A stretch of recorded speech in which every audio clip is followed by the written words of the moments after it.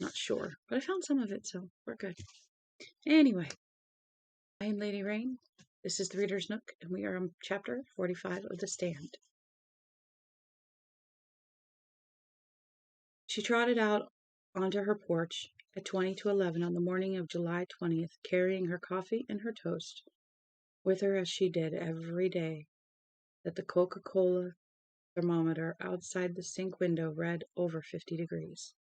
It was high summer, the finest summer Mother Abigail could recollect since 1955, the year her mother had died, at the goodish age of 93. Too bad there ain't more folks around to enjoy it, she thought as she sat carefully down in her armless rocking chair. But did they ever enjoy it? Some did, of course. Young folks in love did, and old folks whose bones remembered so clearly what the death clutch of winter was. Now most of the young folks and old folks were gone, and most of those in between. God had brought down a harsh judgment on the human race. Some might argue with such a harsh judgment, but Mother Abigail was not among their number. She had done it once with water, and sometime further along. Oh, he had done it once with water and sometime further along. He would do it with fire. Her place was not to judge God, although she wished he hadn't seen fit to set the cup before her lips that he had. But when it came to matters of judgment, she was satisfied with the answer God had given Moses from the burning bush when Moses had seen fit to question. "Who are you?" Moses asks. And God comes back from the bush just as pert as you like. "I am who I am." In other words, Moses, stop beating around the bush here. This here bush, and get your old ass in gear. She wheezed laughter and nodded her head, and dipped her toast into the wide mouth of her coffee cup until it was soft enough to chew. It had been 16 years since she had bid hail and farewell to her last tooth. Toothless, she had come from her mother's womb, and toothless she will go into her own grave. Molly, her great-granddaughter, and her husband had given her a set of false teeth for Mother's Day just a year later, the year she herself had been 93. But they hurt her gums, and now she only wore them when she knew Molly and Jim were coming. Then she would take them from the box in the drawer and rinse them off good, and stick them in. And if she had time before Molly and Jim came, she would make faces at herself in the spotty kitchen mirror and growl through all the big white fake teeth and laugh fit to split. She looked like an old black Everglades gator. She was old and feeble, but her mind was pretty much in order. Abigail Fremantle was her name, born in 1882, and with the birth certificate to prove it. She'd seen a heap during her time on this earth, but nothing to match the goings-on of the last month or so. No, there never had been such a thing, and now her time was coming to be a part of it, and she hated it. She was old. She wanted to rest and enjoy the cycle of the seasons between now and whenever God got tired of watching her make her daily round and decided to call her home to glory. But what happened when you questioned God? The answer you got was, "I am who I am," and that was the end. When his own son prayed that the cup be taken from his lips, God never even answered, and she wasn't up to that stuff. No how, no way. Just an ordinary sinner was all she was, and at night when the wind came up and blew through the corn, it frightened her to think that God had looked down at a little baby girl poking out between her mother's legs back in early 1882, and had said to himself, "I got to keep her around a goodish time. She's got work in 1990.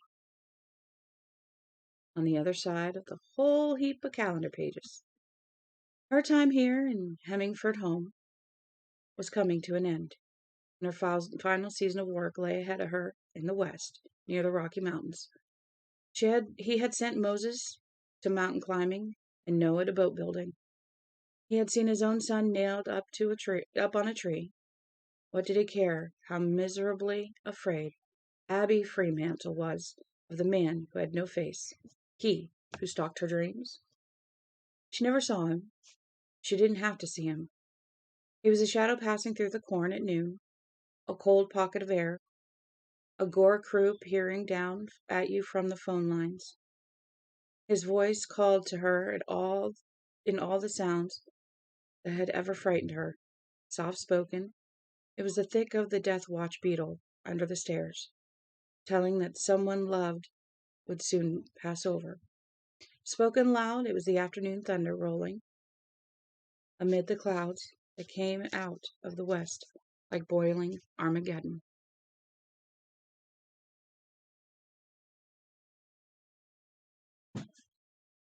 And sometimes there was no sound at all, the lonely rustle of the night wind in the corn. But she would know he was there, and that was the worst of all, because the man with no face seemed only a little less than God himself. At those times it seemed that she was within touching distance of the dark angel that had fallen silently over Egypt, killing the firstborn of every house where the doorstep wasn't dabbed with blood. That frightened her most of all. She became a child again in her fear, and knew that while others knew of him and were frightened by him, only she had been given a clear vision of his terrible power. "Well-a-day," she said, and popped the last bit of toast into her mouth. She rocked back and forth, drinking her coffee. This was a bright, fine day, and no part of her body was giving her particular misery, and she offered up a brief prayer of thanksgiving for what she had got. God was great. God is good. The littlest child could learn those words, and they encompassed the whole world and all the world held, good and evil. God is great, Mother Abigail said. God is good. Thank you for the sunshine, for the coffee, for the fine B.M. I had last night. You was right. Those dates turned the trick. But my God, they taste nasty to me. Ain't I the one? God is great. Her coffee was about gone. She set the cup down and rocked, her face turned up to the sun like some strange living rock face, seamed with veins of coal. She dozed, then slept. Her heart, its walls now almost as thin as tissue paper, beat on and on as it had every minute for the last 39,630 days. Like a baby in a crib, you would have had to put your hand on her chest to assure yourself she was breathing at all. But the smile stayed on. Things had surely changed in all the years since she had been a girl. The Fremantles had come to Nebraska as freed slaves, and Abigail's own great-grandmother, Molly, laughed in a nasty, cynical way and suggested the money Abby's father had used to buy the home place, money paid to him by Sam Fremantle of Lewis, South Carolina, as wages for the 8 years her daddy and his brothers had stayed on after the state's war had ended, had been conscience money. Abigail held her tongue when Molly said that. Molly and Jim and the others were young and didn't understand anything but the veriest good and veriest bad. But inside she had rolled her eyes and said to herself, conscience money? Well, isn't there any money cleaner than that? So the Fremantles had settled in Hemmingford home, and Abby, the last of Daddy and Mama's children, had been born right here on the home place. Her father had bested those who would not buy from niggers and those who would not sell to them. He had bought land a little smidge at a time, so as not to alarm those who were worried about those black bastards over Columbus Way. He had been the first man in Polk County to try crop rotation, the first man to try chemical fertilization, and in March of 1902, Gary Sykes had come to the house to tell John Fremantle that he had been voted into the Grange. He was the first black man to belong to the Grange in the whole state of Nebraska. That year had been a topper. She reckoned that anyone, looking back over her life, could pick out one year and say, that was the best. It seemed that for everyone there was one spell of seasons when everything came together, smooth and glorious and full of wonder. It was only later on that you might wonder why it had happened that way. It was like putting 10 different savory things into the cold pantry all at once. So each took a bite of the other's flavors. The mushrooms had a taste of ham and ham of mushrooms. The venison had the slightest wild taste of partridge, and the partridge had the tiniest hint of cucumbers. Later on in life, you might wish that good things, which all befell in your own special year, had spread themselves out a little more. That you maybe take one of the golden things and kind of transplant it right down in the middle of the 3-year stretch you couldn't remember a blessed thing about, or even a bad one. So you knew that things had just gone on the way they were supposed to in the world God had created and Adam and Eve had half uncreated. The washing had gone out, the floors had been scrubbed, the babies had been cared for, the clothes had been mended. 3 years with nothing to break up the gray, even flow of time but Easter and 4th of July, Thanksgiving and Christmas. But there was no answering the ways God set about his wonders to perform. And for Abby Freemantle, as well as her father, 02 had been the topper. Abby thought she was the only one in the family, other than her daddy, that understood what a great, nearly unprecedented thing it was to be invited into the Grange.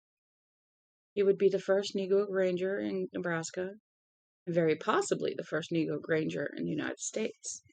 He had no illusions about the price he and his family would pay in the form of crude jokes and racial slurs from those men. Ben Convey, chief among them, who were set against the idea, but also saw that Gary Seitz was handing him something more than a chance at survival. Gary was giving him a chance to prosper with the rest of the Corn Belt. As a member of the Grange, his problems buying good seed would end. The necessity of taking his crops all the way to Omaha to find a buyer would likewise end. It might mean the end of the water rights squabble he had been having with Ben Convey, who was rabid on the subjects of niggers like John Freemantle and nigger lovers like Gary Seitz. It might even mean the county tax assessor would stop his endless gouging. So John Freemantle accepted the invitation, and the vote went his way, by quite a comfortable margin, too.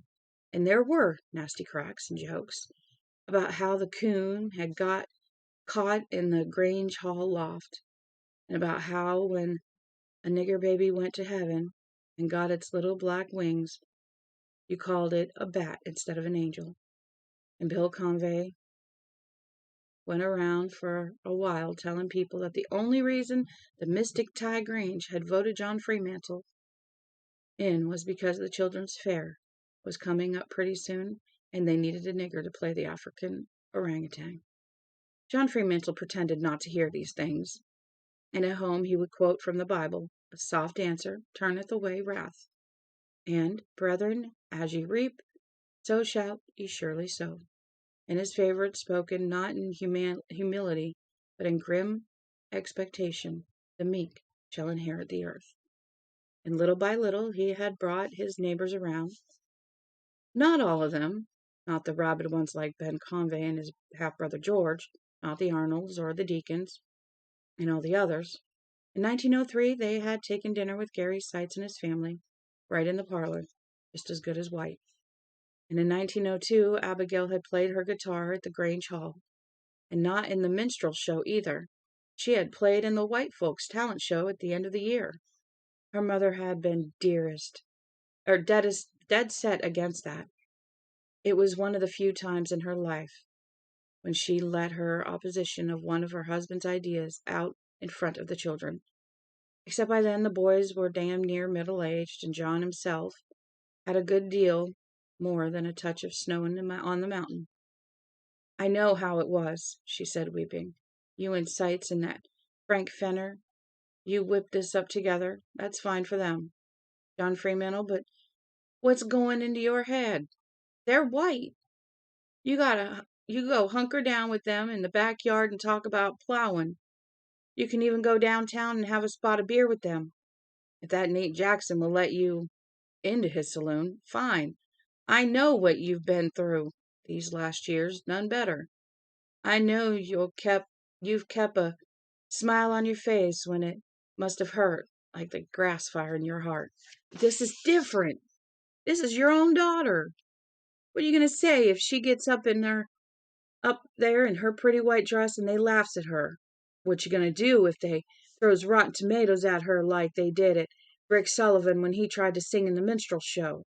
What are you gonna say if she comes to you with those tomatoes all over the front of her dress and asks, "Why, Daddy? Why did they do it? And why did you let them do it?" "Well, Rebecca," John had answered, "I guess we better leave it up to her and David." David had been her first husband, and in 1902 Abigail Fremantle had become Abigail Trotz. David Trotz was a black farmhand from over Valparaiso way, and he had come pretty near. No, that's not what I thought it was. Okay. Valparaiso way, and he come pretty near 30 miles one way to court her. John Fremantle had once said to Rebecca that the bear had caught old Davy right and proper, and he had been trotting plenty. There were plenty who had laughed at her first husband and said things like, "I guess I know who wears the pants in that family." But David had not been a weakling, only quiet and thoughtful, when he told John and Rebecca Fremantle, "Whatever Abigail thinks is right, why, I reckon that's what to do." She had blessed him for it, and told her mother and father she intended to go ahead. On December 27th, 1902, already 3 months gone with her first, she had mounted the Grange Hall stage in the dead silence that had ensued when the master of ceremonies had announced her name.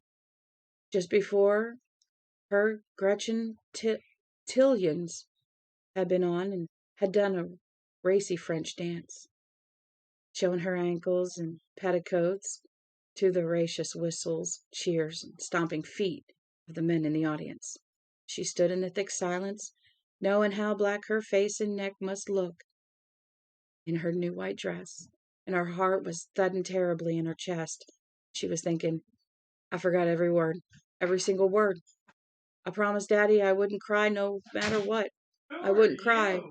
But Ben Convey's out there, and when Ben Convey yells nigger, and I guess I'll cry. Oh, why did I ever get into this? Mama was right. I've got above my place, and I'll pay for it." The hall was filled with white faces turned up to look at her. Every chair was filled, and there were 2 rows of standees at the back of the hall. Kerosene lanterns glowed and flared. The red velvet curtains were pulled back in swoops of cloth and tied with gold ropes. And she thought, "I'm Abigail Fremantle Trotz. I play well and I sing well. I do not know these things because anyone told me." And so she began to sing the old rugged cross into the moveless silence, her fingers picking melody,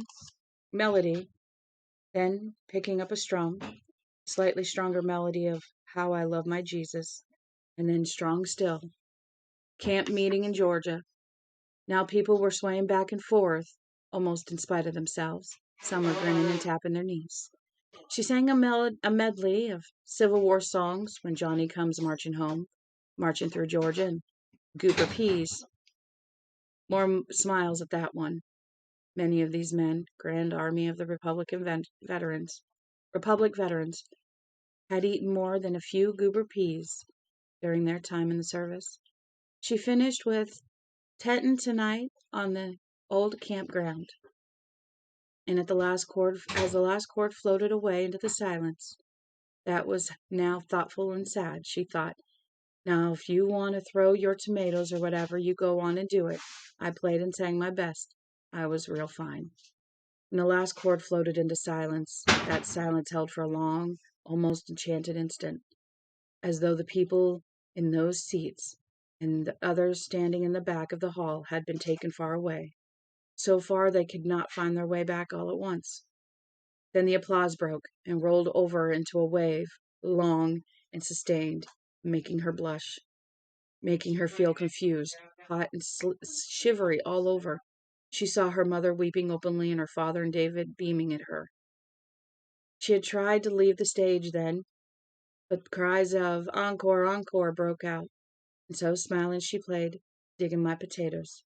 That song was just a tiny bit risky, but Abby guessed that if Gretchen Tillions could show her ankles in public, then she could sing a song that was the teeniest bit brawdy. She was, after all, a married woman. "Someone's been digging my potatoes. They've left 'em in my bin. And now that someone's gone, and see the trouble I've got in." There were 6 more verses like that, some even worse, and she sang every one. And at the last line of each of the roar the roar of approval was louder. And later she thought if she had done anything wrong that night, it was singing that song, which was exactly the kind of song they probably expected to hear from a nigger singer.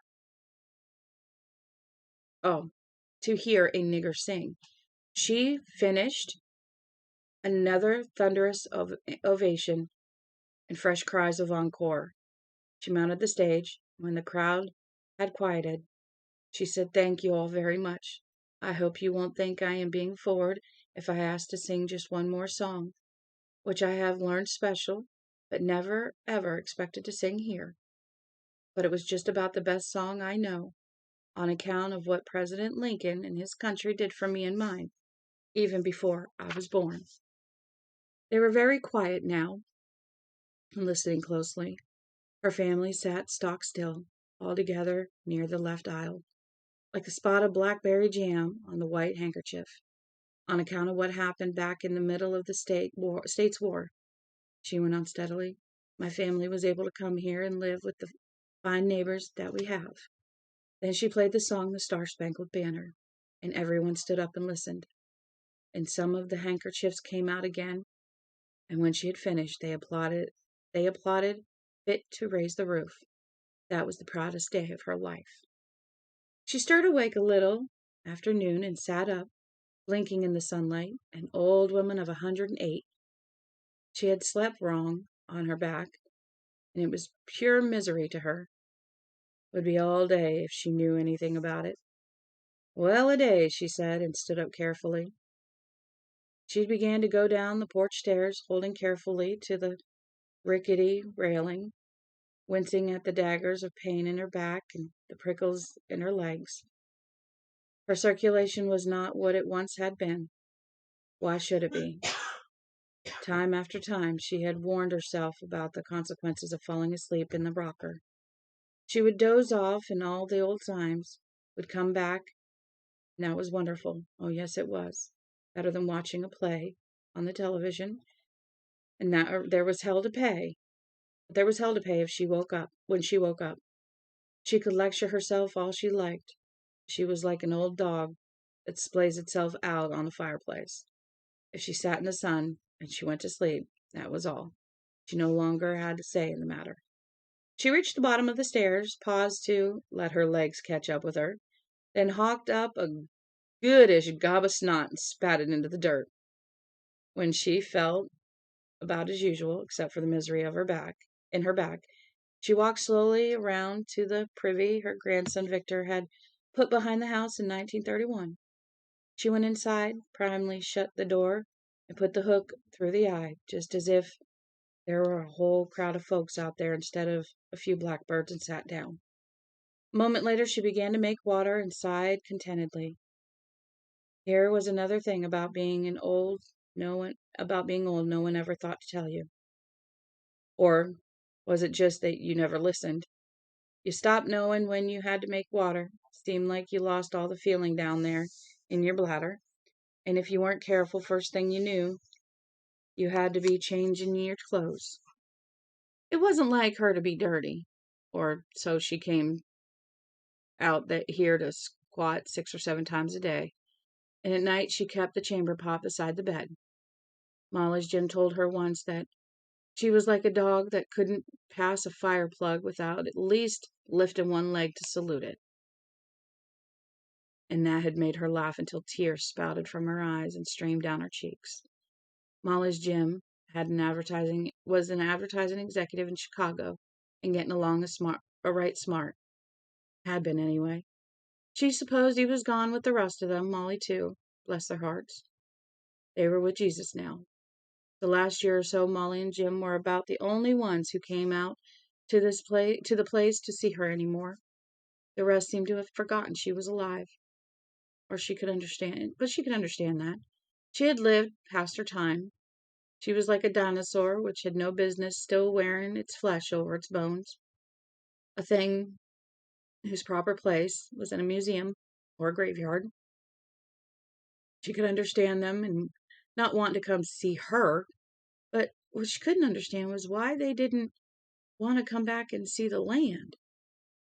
There wasn't much left, no, just a matter of acres out of the original large freehold. It was still theirs, however, still their land, but black folks didn't seem to care so much about land anymore. There were, in fact, those that actually seemed ashamed of it. They had gone off to make their way in the cities, and most of them, like Jim, came along real well.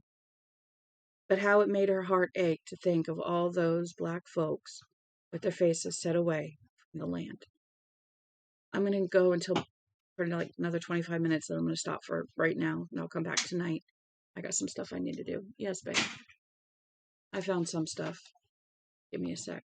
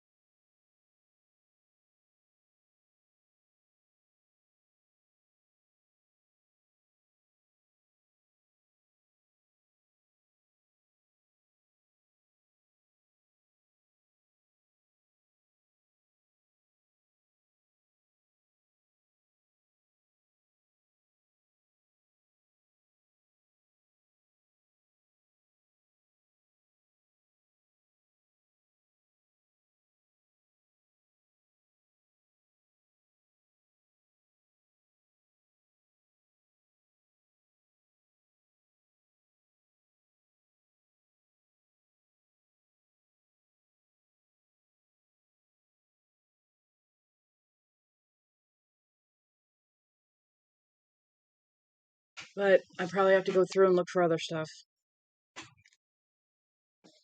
I'm only going to read about 20, 25 more minutes, and then I'm going to stop so I can continue looking. Molly and Jim had wanted to put in a flushing toilet for her the year before last, but had been hurt when she refused. She tried to explain so they could understand, but all Molly was able to say over and over was, Mother Abigail, you are 106 years old. How do you think I feel, knowing you are going out there to squat down some days when it's only 10 degrees above zero? Don't you know that the shock of the cold could do your heart in? When the Lord wants me, the Lord will take me, Abigail said. She was knitting, and so, of course, they thought that was what she was looking at and couldn't see the way they rolled their eyes at each other. Some things you couldn't let go of. It seemed like That was another thing the young people didn't know. Now, back in 82, when she had turned 100, 1982, Kathy and David had offered her a TV set. She had taken them up on that one. The TV was a marvelous machine for passing the time when you were by your lonesome. But when Christopher and Susie came and said they wanted to get her on the city water, she had turned them down just as she had turned down Molly and Jim on that kind offer of a flushing toilet. They had argued with that her dug well was shallow, and it could go dry if there was another summer like 1988. I don't know where I'm putting this, so I'm putting it on right here, when drought came. It was true, but she just went on saying no. They thought she was flipping her wig, of course, that she was taking coat after coat of senility, the way the floor takes varnish. But she herself believed her mind was pretty nigh as good as it ever had been. She hoisted herself off the privy's seat, dusted lime down there through the hole, and slowly let herself out into the sunlight again. She kept her privy sweet, but they had dank old places no matter how sweet they smelled. Oh, they were dank. It was as if the voice of God had been whispering in her ear when Chris and Susie offered to see that she was put on the city water. The voice of God. Even way back when Molly and Jim wanted to get her that china throne with the flush lever on the side, God did speak to folks. Hadn't he talked to Noah about the ark, telling him how many cubits long and how many deep and how many wide? Yes, she believed he had spoken to her as well. Not from the burning bush or out of the pillar of fire, but in a still, small voice that said, Abby, you are going to need your hand pump. You enjoy your electricity all you want, Abby, but you keep those oil lamps of yours full and keep the wicks trimmed. You keep the cold pantry just the way your mother kept it before you. And mind you, don't let any of those young folks talk you into anything you know is against my will, Abby. They are your kin, but I am your father. She paused in the middle of the yard, looking out at the sea of corn, broken only by the dirt road going north toward Duncan and Columbus. 3 miles up from her house, it went tart. The corn was going to be fine this year, and it was just a shame that no one would be around to harvest it but the rocks. It was sad to think that the big red harvesting machines were going to stay in their barns this September. Sad to think there would be no husking bees or barn dances. Sad to think for the first time in the last 108 years, she would not be here in Hemmingford home to see the time of the change as summer gave into pagan Jusund autumn. She would love this summer all the more because it was to be her last. She felt that clearly. And she would not be laid to rest here, but further west, in a strange country. It was bitter. She shuffled over to the tire swing and set it to moving. It was an old tractor tire, but that her brother Lucas had hung here in 1922. The rope had been changed many times between then and now, but never the tire. Now the canvas showed through in many places, and on the inside rim there was a deep depression where generations of young buttocks had set themselves down. Below the tire was a deep, dusty groove in the earth where the grass had long since given up trying to grow. But on the limb where the rope was tied, the bark had been rubbed away to show the branch's white bone. I love that we could swing and just have the ground underneath. The rope creaked slowly, and this time she spoke aloud. Please, my lord, not unless I have to. I'd have to take this from my lips if you can. I'd have you. I'm old and I'm scared, and mostly I'd just like to lie right here on the home place. I'm ready to go right now if you want me. Thy will be done, my lord. But Ab's one tired, shuffling old woman Thy will be done. No sound but the creak of the rope against the branch and the crows off in the corn. But she put She put her old seamed forehead against the old seamed bark of the apple tree her father had planted so long ago. She wept bitterly. That night she dreamed she was mounting the steps of the Grange Hall stage again, a young and pretty Abigail, 3 months quick with child, a dusty Ethiopian jewel on her in her white dress, holding her guitar by the neck, climbing into the stillness. Her thoughts were mill race, yet holding above all the one thought: I am Abigail Fremantle Trotz, and I play well and I sing well. I do not know these things because anyone told me. In the dream, she turned slowly, facing those white faces turned up to her like moons, faced the hall so richly alight with its lamps in the mellow glow thrown back from the darkened, slightly seamed windows, and the red velvet swags with their gold ropes. She held firmly to that one thought and began to play Rock of Ages. She played and her voice came out, not nervous and restrained, but exactly as it had come out when she had been practicing, rich and mellow, like the yellow lamp light itself, and she thought, I am going to win them. With the help of God, I am going to win them over. Oh, my people, if you are thirsty, will I not bring water from the rock? I will win them over. I will make David proud of me and Mama and Daddy proud of me, and I will make myself proud of myself. I will bring music from the air and water from the rock. And that was when she saw him for the first time. He was standing far back in the corner, behind all the seats, his arms folded across his chest. He was wearing jeans and a denim jacket with buttons on the pockets. He was wearing dusty black boots with run-down heels, boots that looked as if they had walked many a dark and dusty mile. His forehead was white as gaslight, his cheeks red with jolly blood, his eyes blazing blue diamond chips, sparkling with infernal good cheer, as if the imp of Satan had taken over the job of Kris Kringle. A hot and flaring grin had pulled his lips back from his teeth into something close to a snarl.